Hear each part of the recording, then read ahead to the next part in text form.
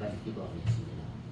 하나님 아버지, 이렇게 또 주일 우리 모두 주 안에서 형제된 우리 모두가 함께 모여서 하나님 앞에 찬양하고 마음껏 하나님 앞에 기도하고 이렇게 말씀 주신 말씀 함께 나눌 수 있는 시간을 허락해 주신 것 감사합니다.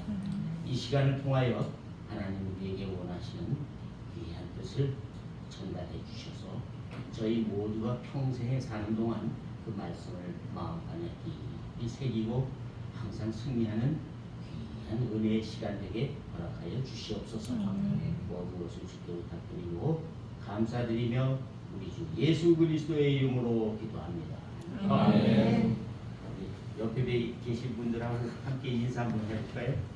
참 잘 오셨어요 오늘.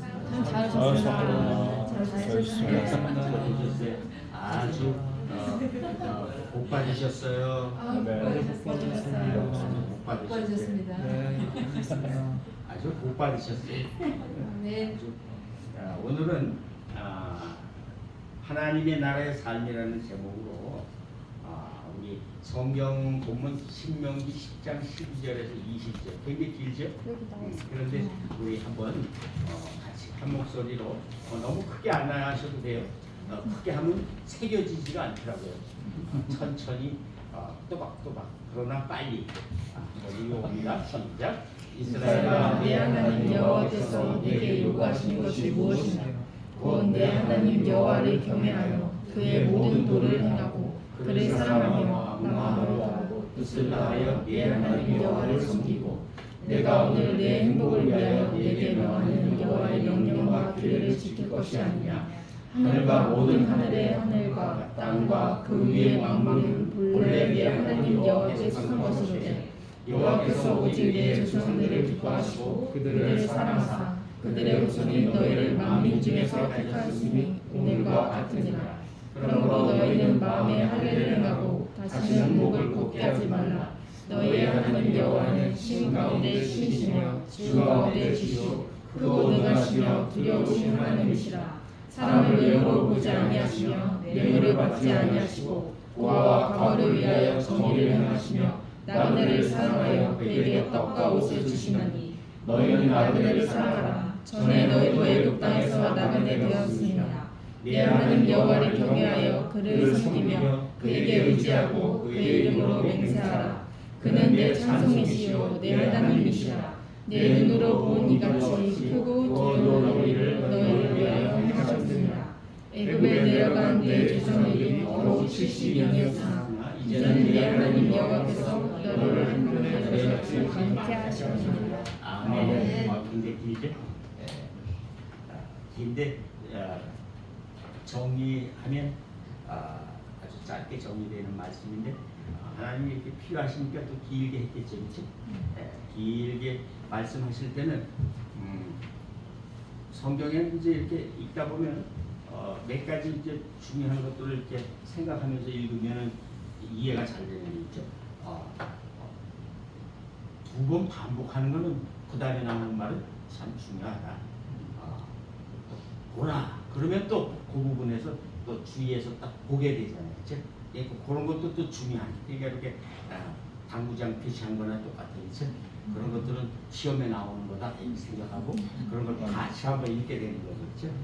그래서 성경에서 보면 이렇게 쭉 내용이 나오면 여기에 뭐가 중요한 말일까 이렇게 읽어보면 이제 한국어 성경에는 좀 안 나오지만 이 성경 보면 가끔 보면 behold 이렇게 나오는 게 있어요. 그럼 보라 이렇게 하니까 그 부분에 이렇게 표시를 해서 뭐지 하고 이렇게 다시 한번 보게 되는 말하노니 다시 말하노니 뭐 이러면 그때는 또 귀가 번쩍해서 다시 한번 읽게 되고 그래서 성경 읽는 맛이죠, 그렇죠? 시험 보는데 공부 잘하는 사람은 공부하는 방법을 알아갖고 시험이 뭐가 나오는지를 알아. 이상하게 우리는 커닝 페이퍼를 만들어도 틀리는 걸 적어갖고 가서 거기 커닝 페이퍼에 시험이 안 나오는 것만 적었어. 되게 이게 커닝 페이퍼가 소용이 없어, 그렇죠? 근데 공부 잘하는 사람은 몇 가지만 딱 이 조그만 거 하나만 딱 했는데 그게 시험에 나와서 첫 자만 또 적어. 그런데 그거 뒤에 게 생각이 나서 촉촉촉촉 점수가 잘 나오죠. 물론 컨닝이 좋은 건 아니지만 신학교 때도 컨닝 한 적도 있어요. 성경이 안 해져가지고 성경이 저 50절을 적어라 그런데 첫 자만 이제 쓰면 되는데 그 생각 안 해요. 근데 이번에 몽골 가는 우리 이레디 한칠러 교회는 성경 암송의 첫 자를 다 적어줬어요. 첫 자뿐만 아니라 한 절의 반까지 쭉 다 적어줬어요. 생각 잘 나죠, 그렇죠? 그래서 오늘은 이제 읽은 말씀을 한번 요약할 때 어떤 내용인가. 그런데 제목이 하나님의 나라의 삶인데 하나님 나라라는 말을 우리 많이 했어요. 하나님 나라는 어떤 나라라고 우리 많이 듣기도 하고 그런데 정작 하나님 나라가 뭐예요? 이렇게 물어보면 대답을 잘 못해요. 금방 대답 못해요. 근데도 알기는 알아요. 그리고 나는 하나님 나라에 살고 있다고도 생각해. 성경에 나오는 나라 세 나라인데 세계 장소적으로 영역이랄까 장소적으로 나라라는 말은 아니지만 좀 비슷한 뜻이 세 가지가 나와요. 천국이란 말이 나오고 또 하나님 나라가 나오고 하나는 하늘이라는 말 하늘나라가 아니라 하늘이라고 하는 그 말이 나와요. 영어는 heavenly place 그래서 하늘 하나님 보좌가 계신 하늘 북쪽 하늘 하나님이 계신 그런 데가 있고 천국이 있고 하나님 나라가 있어.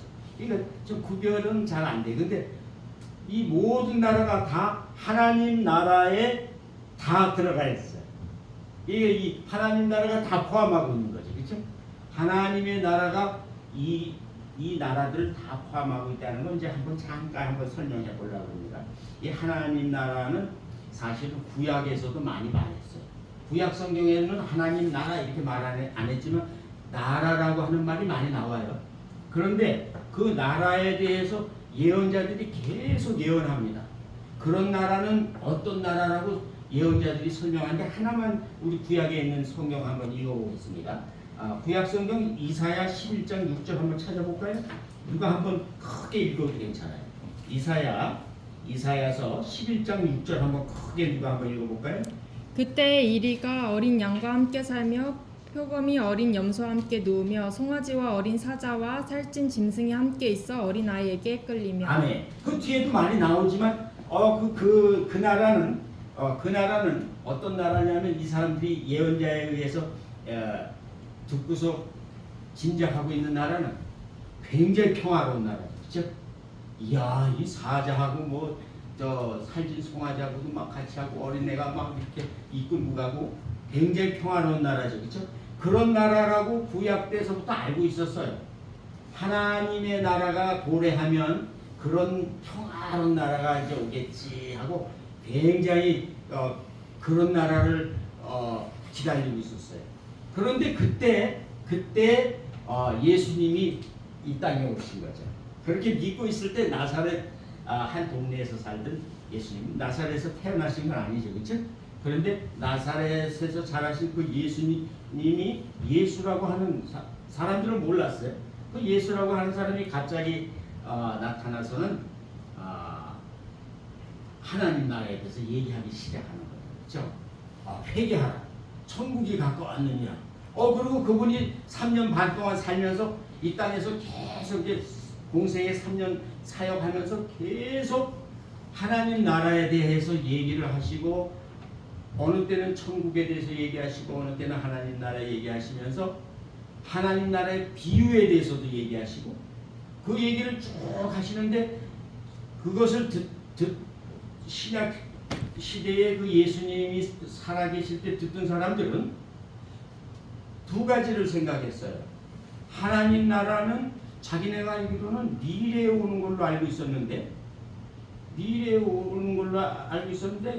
믿을 수도 없는 저 예수라는 사람이 갑자기 자기네가 기다리던 메시아인 것처럼 그렇게 얘기를 자신은 그렇게 얘기하면서 하나님 나라가 이미 와 있다 그러니까 이스라엘 사람들은 좀 믿어지지가 않았어. 하나님 나라는 나중에 오는 줄 알았는데 이미 와 있다 그러니까. 그런데 예수님은 계속해서 와 있다 그랬어요. 하나님 나라가 이미 와 있다고 했어요. 그런 점 하나 하고 이스라엘 사람들이 받아들일 수 없었던 거예요. 하나님 나라는 또 이렇게 눈에 보이는, 구체적으로 눈에 보이는 어떤 세상인 줄 알았는데 예수님 얘기는 전혀 또 틀려요. 하나님 나라는 먹는 것과 마시는 것이 아니라 오직 성령 안에 있는 의와 평강과 희락이다. 이거는 눈에 보이는 게 아니에요. 그렇죠? 보이지 않는 얘기를 하면서 그 나라가 이미 와 있다고 하니까 유대인들은 예수님만 못 받아들인 게 아니라 그분의 말씀을 받아들일 수가 없었어요. 인정을 할 수가 없었어요. 그런데도 예수님은 계속해서 그 말씀을 하는데 한 말씀 중에 우리 한 가지를 그분이 말씀하신 얘기를 한번 우리 같이 또 한번 읽어봅니다. 누가복음 16장 16절 한번 읽어볼까요? 누가복음 16장 16절 누가 큰 소리 한번 읽어보세요. 율법과 선지자는 요한의 때까지요 그 후부터는 하나님 나라의 복음이 전파되어 사람마다 그리로 침입하느니라. 아멘. 아멘. 그리고 또 마태복음 8장 11절 누가 한번 읽어보세요. 시작. 또 너희에게 이르노니 동서로부터 많은 사람이 이르러 아브라함과 이삭과 야곱과 함께 천국에 앉으려니와. 두 가지가 조금 다르죠, 그렇죠? 하나님 복음이 전파되면은 이 땅에서도 그 안으로 들어갈 수 있다고 그랬는데 또 예수님 말씀하기는 또 나중에 가는 것처럼 또 얘기했어요, 그렇죠? 시간 차도 있고 장소 차이도 있고 눈에 보이는 것이 보인다고 얘기를 하지 않으시고 이상하게 조금 이렇게 이해할 수 없는. 그러니까 바리새인들은 그 당시 종교 지도자들은 도대체 예수님이 말한 걸 이해할 수가 없었어요. 그런데 예수님의 제자들은 그 얘기를 듣고 예수님의 제자들 중에는 이해한 사람들이 많이 있었어요. 다 이해하지 못했지만 그 예수님이 죽으시고 다시 죽었다가 장사 지냈다 다시 부활하신 이후에 예수님이 승천하시고 그분 대신에 성령이 임하고 난 다음에는 모든 제자들이나 사도들이나 그 외에 믿는 자들도 이제는 명확하게 이해를 할 수 있게 됐어요. 왜? 그 안에 성령께서 명확하게 눈에 딱 띄게 말해줬거든요. 그래서 사실은 서신서에 나오는 말씀들도 편지인데 그 편지를 지금은 주석책을 보면서 우리가 많이 그냥 공부를 하지만 그 당시 편지인데 편지를 읽어주면 그 편지를 읽고 전부 아멘, 아멘하고 받았어요. 그 중에 하나 읽어볼까요? 골로새에 보낸 사도 바울이 쓴 골로새에 보낸 편지 골로새서 1장 13절 빨리 한번 읽어보세요. 시작. 그가 우리를 흑암의 권세에서 건져내사 그의 사랑의 아들의 나라로 옮기셨으니. 사랑의 나라로 옮기셨다 그랬을 때 그 서신서를 읽었을 때 사람들이 아멘 했을까 안 했을까요? 골로새서를 읽은 그 편지를 읽은 성도들이 그 편지를 읽는 걸 들으면서 아멘 했을까 안 했을까요? 아멘 할 수 있었어요. 왜냐하면 성도들이 전부 이제 성령 받고 모두 은혜 받고 주님이 다시 부활하신 이후로 그 말씀을 다 믿게 되었기 때문에 그 말씀들이 쑥쑥 들어오게 됐어요. 지금은 오히려 교회에서 목사님들도 이런 성경을 보면 설명해 주고 싶어서 주석서를 막 드리죠. 근데 사실 그 당시 성도들은 주석서가 있었겠어요. 전부 그냥 편지 읽어줄 때 다 그대로 듣고 아멘 그랬어요. 그러니까 수준이 우리보다 굉장히 높았던 거죠. 굉장히 영적이었었어요. 그만큼 이 하나님 나라는 그 당시 우리 신약 시대에 우리 성도들은 다 이미 알고 있었던 개념이에요. 근데 지금 우리는 하나님 나라 그러면 저 하나님 나라가 도대체 뭐지? 영역인가? 아니면 어떤 영적인 세계인가? 아니면 미래에 가서 들어갈 때인가? 아니면 지금 현재만 있는 건가? 구분 안 가잖아요. 그렇죠? 그런데 지금 우리가 잠깐 나눈 요 시간에도 우리가 대충 알 수 있었던 거는 하나님 나라는 이 땅에 지금 현세 지금 바로 이때에 이미 와 있는 나라다. 또 미래에 완전히 그 하나님 나라를 완성한 우리가 완전히 들어가서 완성된 하나님 나라 우리에게 완성된 거예요. 하나님 나라는 완성 이미 된 거예요. 완성된 그 하나님 나라에 이제 우리는 들어갈 것이다. 두 가지를 알 수 있었어. 그렇죠? 그리고 하나님 나라는 한 영역이기도 하고 또 그 영역이지만 내가 거길 걸어가서 거길 쑥 들어가는 게 아니라 하나님 나라는 내 안에 이미 들어와 있다. 그런데 왜 그럴까 하는 이제 내용을 이제 한번 얘기해 보고 싶은 거예요.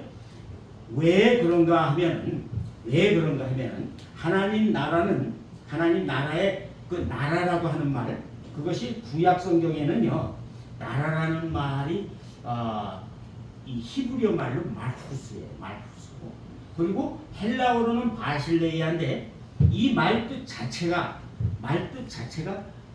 나라라고 하는 말뜻이 어떻게 보면 요즘에 사전에 보면은 나라 그러면 백성에 관한 얘기도 많이 나오고 왕 얘기도 나오지만 다스리는 자가 있고 백성이 있어야, 거기에 사는 백성이 있어야 이 두 개가 함께 돼서 한 나라다 이렇게 얘기하지만, 성경적 해석으로 보면 성경에서 나라라고 하는 것은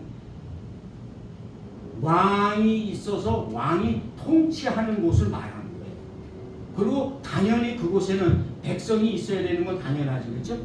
백성을 왕이 다스리는데 그 구조를 얘기하는 게 아니라 왕의 통치권이 나라의 실제 개념이에요. 그러니까 바실레아도 그렇고 말후스도 그렇고 전부 통치라고 하는 뜻이에요.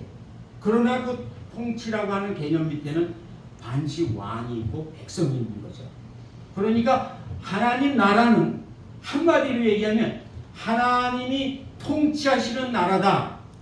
그러니까 다른 말로 또 얘기해도 하나님의 통치, 하나님의 다스림, 그렇게 얘기해도 상관은 없어요. 그러니까 우리가 나라 그렇게 되면 어떤 지금 지도를 보고 나라가 이렇게 그미가 있어서 그런 나라를 생각하게 돼서 혼동이 올 수 있지만, 쉽게 성경을 읽을 때, 나라를 읽을 때는 구약에서 나오는 나라도 사실은 이방인들이 다스리는 통치, 이렇게 봐도 되는 거예요. 그러니까 하나님 나라 그러면 하나님의 통치, 이렇게 이해하면 오히려 성경 읽을 때 굉장히 쉽습니다. 그러니까 하나님의 나라 그러면 하나님의 통치, 이렇게 개념을 확실히 새겨놔도 하나도 성경 읽는데 지장이 없어요. 그러면 그 다음에 구약 신약 성경을 읽을 때 굉장히 쉬워집니다. 오늘 우리 대로 형제가 기도할 때도 그렇고, 어저께 우리 목사님이 강의하실 때도 그렇고, 또 우리 연주 자매가 얘기할 때도 그렇고, 전부 보면 그 말들이 전부 오늘 설교하는 내용하고 전부 이렇게 연결이 돼 있어서 어떻게 사실은 목사님이 강의하는데, 야 이거 설교 안 하고 내일 설교할 거 없겠다 이런 정도로 내용이 너무 흡사해서, 준비한 그 설교 내용하고 너무 흡사해서 굉장히 쉬울 것 같은, 설교하는 게 굉장히 쉬울 것 같은 생각이 들었어요. 사실은 어저께 그 강의를 들으면서 저는 설교를 준비한 그 내용에 많은 부분이 이렇게 다 이렇게 어우러져 있는 것을 보면서, 야, 성령님이 우리 요 며칠간의 이런 상황 속에 이 개념이 우리 안에 확실히 들어오길 원하시나, 이런 생각을 하면서 굉장히 좀 마음이 이렇게 움직였어요. 그래서 실제 이 나라는 그분이 통치하는 왕 대신 그분의 통치요, 그분의 권세제다. 그래서 우리 주기도문에도 그래서 이제 잘 보면 이렇게 있어요. 주님이 가르쳐 주신 기도 보면 나라의 임하옵시며 이렇게 말하죠, 그렇죠? 그러면 나라의 임하옵시며 그러면 나라가 하늘에 있는 나라가 뭐 이 땅에 내려와서 이 땅에 나라가 임하는 그런 걸까요? 뭐 또 그렇게 해도 상관은 없죠, 그렇죠? 언젠가 그분이 이 땅에 내려오셔서 다스릴 나라가 기다려지니까 그것도 되지만, 그것을 지금 우리가 얘기 나눈 것처럼 쉽게 얘기하면 하나님 나라가 우리의 삶 속에, 지금 현재 우리 삶 속에 하나님의 통치가 완전히 이루어 주시옵소서. 이렇게 말을 바꾸면 쉽죠. 나란데 그걸 통치라고 바꾼다면 하나님의 통치가 나의 삶 속에서 완전히 이루어지게 하여 주시옵소서. 이렇게 하니까 주님이 가르쳐 주신 기도가 굉장히 은혜가 되더라고요. 그리고 그 다음에 보면 하늘에서 이루어진 것 같이 땅에서도 이루어지리이다. 그러면 이 기도는 앞에 말한 것처럼 완전히 그 요청 자체가 하나님의 권세가 나의 삶 속에 완전히 나타나는데 그분의 통치로 말미암아 더 이상 나를 죄악이 더 이상 지배하지 않게 해 주시옵소서. 그러니까 하나님이 다스리는 나라에서는 우리의 원수, 우리를 쓰러지게 하는 죄악들이 감히 범접하지 못하게 지켜주시옵소서. 그러니까 하나님 나라가 이 땅에 이루어진다는 건 굉장한 기도죠. 그렇죠?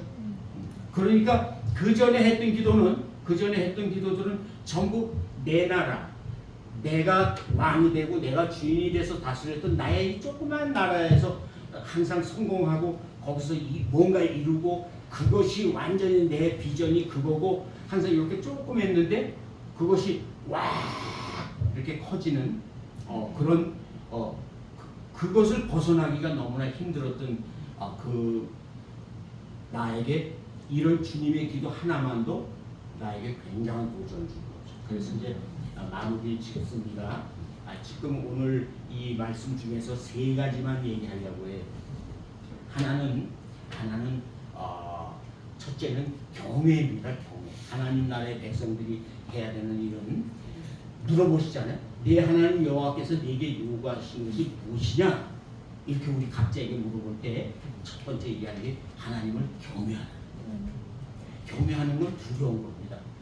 그런데 그냥 무서워서 죄를 져서 두려운 게 아니라 너무 사랑해서 너무 깊이 사랑해서 그분을 존경해서 그분을 너무 높이면서 그분 앞에 혹여 그분의 마음을 상할까, 그분이 혹시 섭섭해하실까가 마음이 걱정이 되는 그런 두려움이죠. 굉장히 조심스러운 거죠. 그것은 무서운 거하고는 좀 다르죠. 그런 경외, 그걸 경외라는 그 말을 하나 우리가 기억했으면 좋겠어요. 하나님 나라 안에서. 그 다음에 두 번째는 행함입니다. 모든 도를 행하고 그랬어요. 행하는 건 중요합니다. 지금까지 마음에 관한 얘기를 했지만 행하는 건 중요해요. 마음에 있는 것을 행함으로써 방향을 바꾸는 건 굉장히 중요합니다. 그것이 두 번째고요. 세 번째는 그를 사랑하는 건 굉장히 우리가 사랑 얘기는 굉장히 많이 하지만 사랑은 무엇을 사랑하느냐에 따라서 우리가 내가 왕국의 왕이 되느냐 하나님 나라가 내 삶에 이루어지느냐가 달려있어요. 사실 이 땅의 삶은 내 왕국과 하나님 왕국과의 싸움이라고 봐도 되죠. 또 하나는 내 마음과 사랑이 하나님을 사랑하느냐 나를 사랑하느냐 두 가지의 싸움이라고 볼 수 있죠. 이 두 개의 전쟁이 언제나 나와 하나님과도 싸우지만 나라와 나라도 싸우고 많은 사람들 사이에 그 다툼이 시기가 전부 이 사랑 싸움입니다. 나를 사랑하느냐 나의 것을 사랑하느냐 나의 회사를 사랑하느냐 내 나라만 사랑하느냐. 하나님 나라는 완전히 도외시된 그런 싸움이 바로 이 세상에 지금 벌어지고 있는 싸움이죠. 그래서 이제 앞으로의 모든 삶 속에 오늘 결론을 짓습니다. 정말 이제는 하나님이 우리를 사랑하셔서 이 땅에 예수님을 보내시고 우리를 위해서 죽으시고 다시 사시는 그 은혜로 말미암아 우리가 우리 안에 새 마음을 가질 수 있는 그런 은혜를 받았어요. 그래서 이제는 그전에는 마귀가 우리를 속박하고 있을 때는 우리는 아무리 새 마음을 가지려고 해도 우리에겐 새 마음을 가질 수 있는 자유는 없었어요. 근데 이제는 완전히 그 마귀로부터 개방되고 이제 우리는 결단하면 하나님이 주신 이 새 마음을 가지고 무엇이든지 할 수 있어요. 아멘. 결단할 수 있습니다. 아멘. 그래서 주님이 필요 없다는 게 아니라 주님의 도우심으로 주님의 은혜로 우리에게 주어진 이 새 마음을 가지고 지금 결단해야 됩니다. 내가 무엇을 더 사랑할 것이냐? 하나님을 더 사랑할 것이냐? 하나님의 통치 속에 들어가는 것을 사랑할 것이냐? 내가 하고 싶은 나의 많은 소원과 나의 모든 가진 것과 나의 모든 비전, 짐을 앞으로 가는 계획에 내가 더 사랑을 가지고 그쪽에 집착하고 붙들려 있을 것이냐? 이것은 하나님 나라에 들어가느냐 마느냐의 결정적인 그 요소예요. 그래서 오늘 하나님 주신 새 마음을 가지고 새롭게 된 우리 모든 형제들은 이제 완전히 나만의 형제를 보고 하나님 나라로 전부 진입해 들어가시기를 주님의 이름으로 축원합니다. 아멘. 하나님 감사합니다. 이제 하나님 나라에 모두 진입하기로 결단한 하나님의 귀한 우리 형제들 위해 하나님의 놀라운 능력을 부어주셔서 내게 주신 그 성령님이 이제 내게 권능을 부어주셔서 앞으로 나가는 모든 길마다 승리하는 놀라운 저희들 되도록 복내려 주시옵소서. 감사드리며 예수 그리스도의 이름으로 기도합니다. 아멘.